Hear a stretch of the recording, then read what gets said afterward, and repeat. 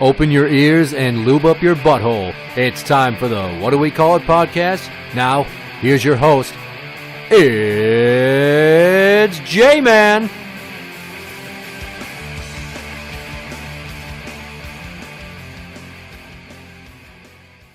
Welcome to the What Do We Call It podcast. I'm Jmann. And I'm number one fan, Tim. There is a teacher in South Carolina. She is a middle school teacher. She recently resigned from her position with a very long resignation letter that's supposed to stir emotion in the superintendent office staff. Okay. The point of it being is she equated being a teacher in the public school system in South Carolina to being in an abusive relationship. Interesting. And I'm just going to go back to the tab with this. So imagine getting to school by like 6:45 in the morning, and then you don't leave until 5 p.m., and that's your Monday through Friday. Okay. Those are some long-ass hours. Can I just say that I know for a fact teachers at my kids' schools don't do that? I'm sure they don't, because hopefully they've got a good work-life balance. Or maybe they just don't give a shit. They're out of that fucking parking lot faster than a goddamn bolt of lightning. Well, it could just be a difference in staffing, because in this South Carolina school district, they're losing teachers like crazy. And South Carolina in general has lost a shit ton of teachers due to the long hours and how understaffed they are. They're asked to watch over lunch in the lunchroom, watch recess. As soon as the last class is over for the day, they have to hurry outside and help with directing students for busing. It sounds like the school where she worked has no paras or assistants. Like, I imagine that could be. Yeah. My kid's school is like your kid's elementary school. Lots of paras and assistants and everything. Yeah. There's an entire staff just for the fucking lunchroom. And the teachers that help direct kids to buses seem to be office staff. Or teachers that don't have classes that late in the day. Yeah, I'd have to say you're right. So, yeah, the staffing at that school, those schools down there might not be as good. Well, Miss McCall here stated that she didn't have time for a lunch break or rarely had an opportunity to go to the bathroom without interrupting class to do so. Because of the constant need for prep work and just all day long, they got them doing all kinds of shit. Just sneak out while the kids are reading a book, man. How hard is it? I had teachers that excuse themselves all the time to go use the restroom. Well, she apparently felt that she could not do that and that the workload was not sustainable. Because, 6:45 in the morning and then left school by 5 p.m. And when you get home, you have grading and paperwork. And God knows how many hours that takes. My friend's wife is an elementary school teacher. And I know she puts in crazy fucking hours. And that's in Princeton. So the point here, and this is a great quote, the only thing keeping me from resigning until now were the love I have for my students, the love I have for the act of teaching, and the heavy guilt I feel for my children being negatively impacted by this in any way, emotionally or academically. So here's the quote that I like. However, I cannot set myself on fire to keep someone else warm. Good one. Right. Which is a play on another inspirational quote by a teacher that goes something like this. Teachers are like candles that must, quote, consume itself to light the way for others. The point being, I can side with this woman. Because even though I know teachers, we say, well, you get a 3-month vacation. Except that there's how many training days for the next school year starting up to a month before the school year starts? How many weeks after the end of the year are you finishing up with everything to prepare for the prep classes or the prep work?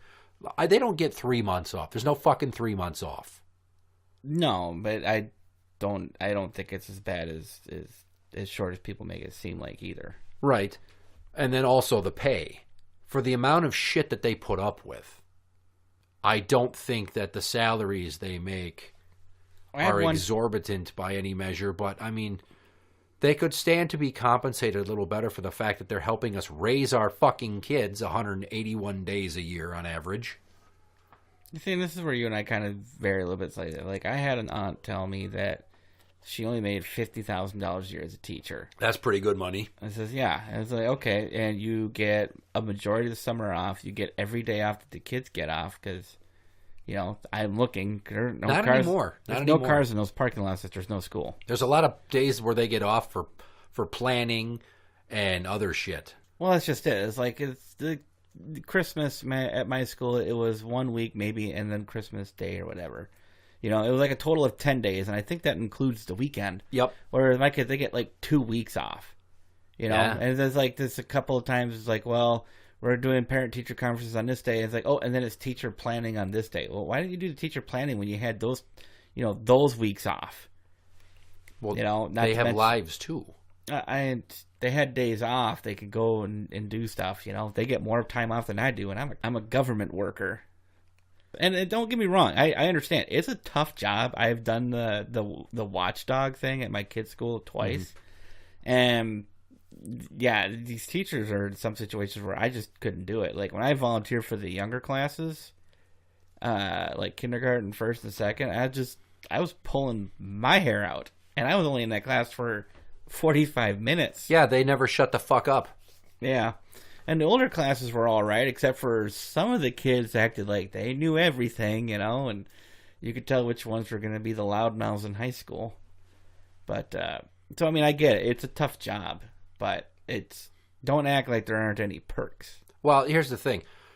In South Carolina, they don't think that these teachers, this mass exodus of public school teachers is even going to put a dent in the mind of administration because they've got all these fresh-faced, young fucking right out of college kids that are, bright-eyed and bushy-tailed, excited to get out there and get their dream job teaching finally, and they'll take whatever shitty position they can get just to get their feet wet.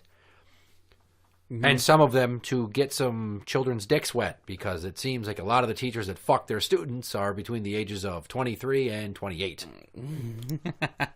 I would know. We've done an episode on the topic. Yeah. I just, I feel really bad for the teachers these days.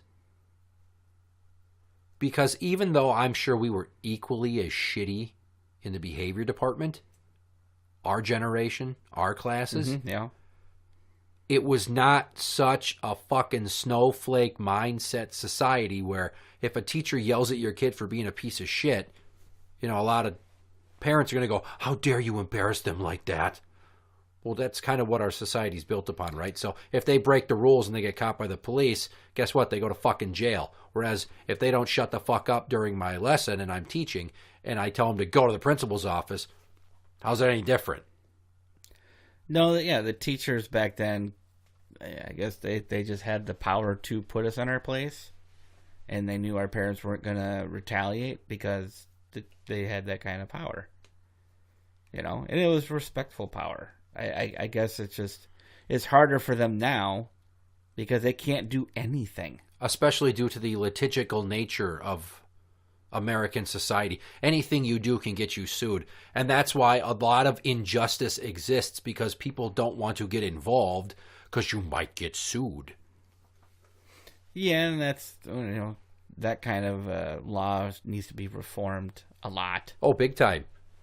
I mean, my former employer, I can't tell you how many times I saw them take action against people that worked there, not even the inmates, against people that worked there, just because they saw a slight possibility that there'd be liability and that they might get sued. They never really punished in a way that was just or fair, because the people that were in charge of discipline just wanted to make examples out of the employees to dissuade anybody else from having any personality, from speaking up independently and thinking, for having any sort of mindset outside of what the status quo of management was, even though they were basically all a bunch of captains on the Titanic running that fucker into the iceberg on the daily. It's the same in schools. I mean, there was that teacher in St. Paul a few years back who had a TBI because he got all kinds of fucked up by this big high school kid. And he tried to intervene in the fight because nobody was stopping the fight. All the kids are standing around with their fucking phones, egging him on, cheering for the fight, and recording it. Mm-hmm. And he gets involved, and he hits his head. And the reason that the kids, I think, feel so brazen is because they know that, oh, the teachers don't want to get sued. They're not going to do shit. There's no real consequences for my actions because I'm just going to go home and cry to my mommy and daddy, and they'll call the fucking school, and they'll say it's sexism or racism or any other number of idiotic ideologies that they can point a finger at somebody and make them feel uncomfortable. And I wish more people would find their spine again and stand up and go, what the fuck does the race or the gender have to do with this? Your kid's a miserable little piece of shit, and it's your fucking fault for letting him run amok and expecting me to be doing your job when they're in these hallways. They're there to educate the kids. Mm-hmm. They shouldn't have to fucking act like goddamn prison guards, basically, just to stop the fights because your kids are like a bunch of lifers. You know?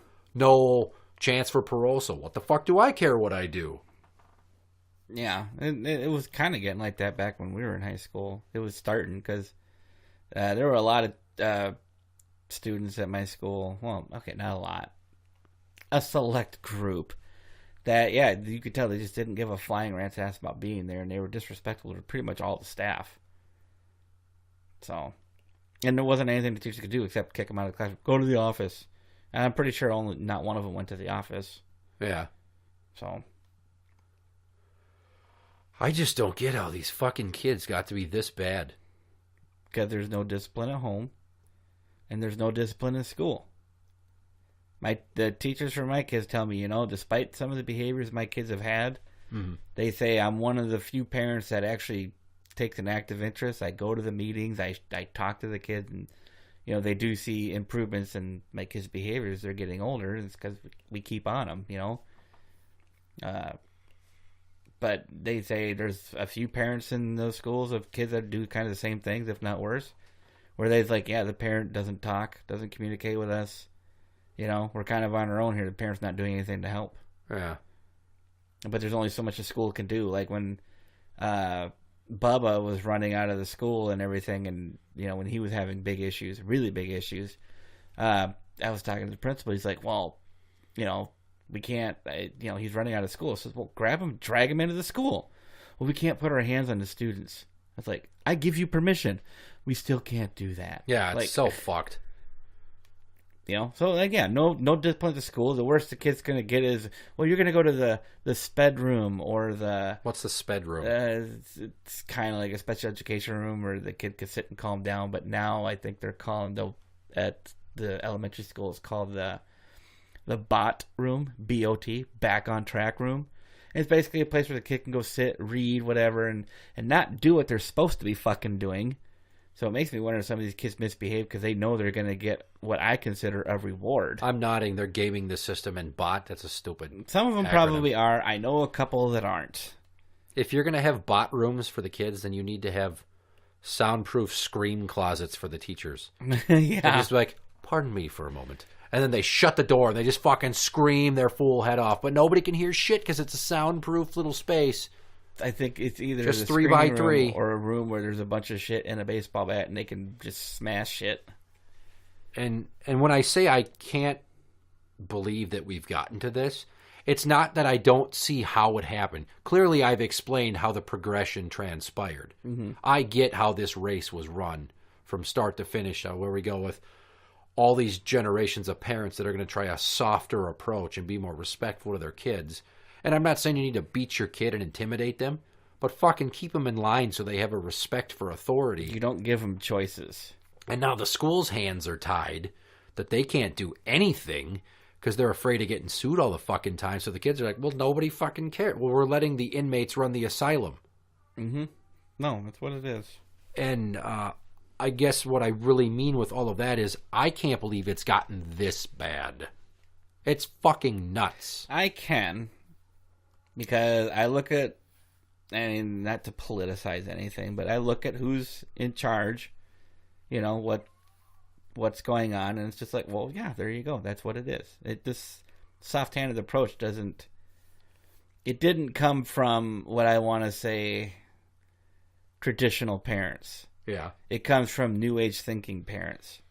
And who are New Age thinking, quote, progressive? Pussies. Mm-hmm. Well... I don't know if it's all strictly liberals. I don't think it's a all great strictly deal of liberals, them. but that's who's currently in charge of all this stuff. You're definitely going to be left of center for the most part. Yeah. I'm glad we don't live in California. If I lived in California, I would probably just kill myself. I would have moved by now. Yeah, because no shit. every single day, I would probably want to murder 50 upstanding citizens for making life miserable for the rest of us with their incessant fucking whining and ingratiated sense of entitlement. But, I mean, you look at who's in charge, you look at how they live, and it's no wonder things got that bad. You can't punish it too. You can't spank a child. That's cruel and unusual. No, that's par for the course. You fuck up, you get your ass spanked. Then you don't do it anymore. I mean, or else the teacher is too nice, and then she wants you to spank her. Well, that'd be fine for me. And next thing you know, you're caught in the parking lot of with a Costco with, a 13-year-old kid's dick in your mouth, and your picture's on the internet. Oh, you're talking about a student. I thought you meant like a parent-teacher kind of thing. Okay. No, that's funny. That'd be funny. See, I was all for it, but now as a student, no. Like I said, I side with the teachers on this because it must be a miserable profession. And unfortunately, not enough is being done to take back the schools from these little snotty kids. I wish that the schools would just mainline these little motherfuckers. Just an expressway to juvie. Go sit it out. Picking out the troublemakers, yeah. Let the kids that want to learn instead of, I remember, I don't know what state or if it was last year or the year before that, but somewhere in the last 2 years, I picture this statistical data here. Young black girl who was a teenager refusing to get off her phone, and the white school resource officer goes in to tell her to stop it. I saw that video. And then he picks up the desk and tries to shake her out of the desk because she won't get up. And everybody's just filming it. And she's like screaming like she's being so traumatized and abused. Like, fuck you. I'll show you traumatized. God damn. If we would take these little shitbirds and we'd send them out to go pick strawberries and not pay them for it, that was their punishment, that they would go work on farms, then we wouldn't have to pay for migrant labor. We need to start figuring out some beyond the pale, outside the box, newer new age ideas that skew back towards questionable in judgment, but utility for society. Well, and I think part of where you start with that is reforming the whole lawsuit thing so that the schools can't be sued because they decide to take action against your little bastard child.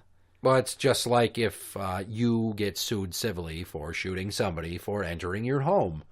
They were committing a crime. Yeah, I'm sorry. Nobody should be sued civilly if they shot an intruder. Sorry, you're in the wrong place at the wrong time. You're gonna die. Or, well, you should die. I mean, don't go into somebody's house if it's not yours. If you're not invited, stay the fuck out. So to wrap this up here, we're on two different sides of a coin kind in terms of sympathy towards teachers, but I think the main idea here, we're on the same page with schools need more leeway to handle our kids. Yeah. So that teachers like Miss McCall here from South Carolina don't end up so burned out that they want to quit because they feel like they're basically a prisoner in their own job. So the What Do We Call It podcast is on the side of teachers. Yeah, I'm not completely against teachers. I'm kind of straddled that fence. And we definitely want education reform that would benefit the teachers so that it would vis-a-vis benefit the kids. Yes, definitely.